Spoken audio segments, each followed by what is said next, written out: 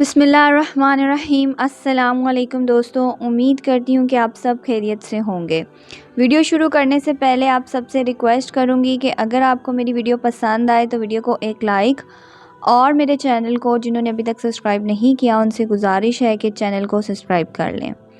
आज हम आपको एक ऐसी दुआ बताएंगे जिसको पढ़ने से आपकी तमाम जायज़ हाजतें और दुआएं कबूल हो जाएंगी। नबी पाक सल्लल्लाहु अलैहि वसल्लम फरमाते हैं, जो भी इस दुआ को पढ़ लेगा, जो भी दुआ मांगेगा, अल्लाह पाक इसकी तमाम जायज़ दुआओं को ज़रूर कबूल फरमाएंगे। इस दुआ को पढ़ने से हमारी और आपकी हर तरह की जायज़ हाजदात दुआएं कबूल होंगी। अल्लाह पाक दुआएं कबूल करेंगे इंशाअल्लाह। वो दुआ ये है कि ध्यान से पढ़ लें और याद कर लें।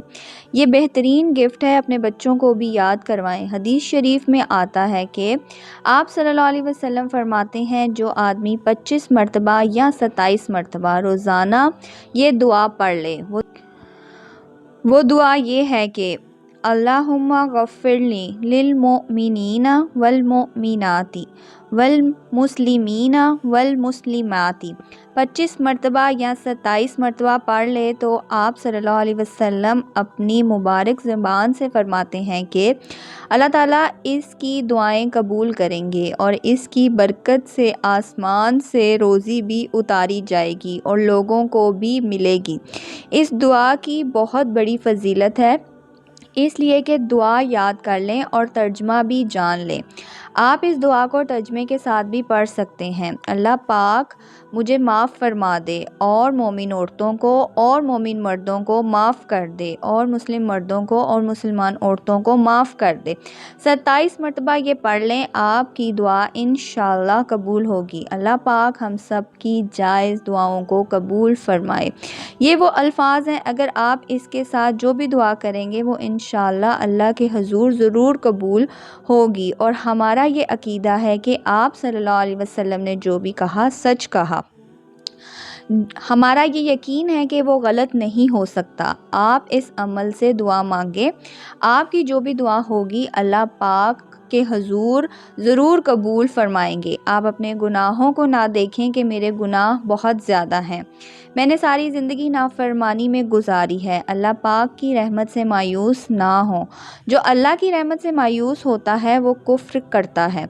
वो तो बहुत गफूरुर रहीम ज़ात है। एक माँ के बारे में आप सोचें, एक माँ अपने बच्चे को तकलीफ़ में नहीं देख सकती, वो कितनी जल्दी अपने बेटे को या बेटी को माफ़ कर देगी। माँ को मनाने के लिए चल के आना पड़ता है, माफ़ी मांगनी पड़ती है, आँखों से आंसू बहाने पड़ते हैं। मगर एक ज़ात और भी है, अगर एक बंदा सारी ज़िंदगी गुनाह करता है लेकिन अपने गुनाहों पर नदामत और शर्मिंदा हो जाए, दिल से नदामत और परेशान हो गया, ज़ुबान से फ़िक्रा तक नहीं बोला, ज़ुबान से माफ़ी तक नहीं मांगी, चल के मस्जिद में नहीं गया, परवरदिगार कितना रहमान और रहीम है कि अगर उसने दिल में ही अपनी नदामत और अपने गुनाहों पे माफ़ी मांग ली तो अल्लाह ताला ने उससे उसी वक्त उसकी माफ़ी कबूल कर ली। दोस्तों, अगर आपको मेरी ये वीडियो पसंद आई हो तो वीडियो को एक लाइक और मेरे चैनल को सब्सक्राइब ज़रूर करें।